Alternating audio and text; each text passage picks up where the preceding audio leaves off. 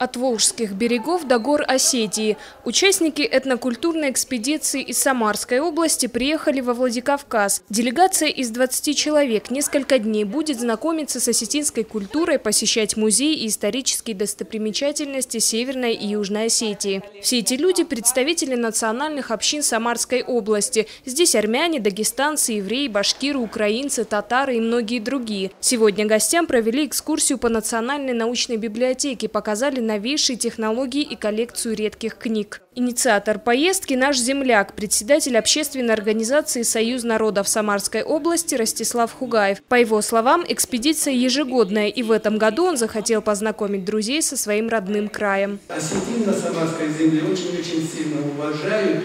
Не зря же строим там, значит, строительная площадка огромная, строительная площадка есть Волга. И центральную улицу назвали улица Осетинская, где проходит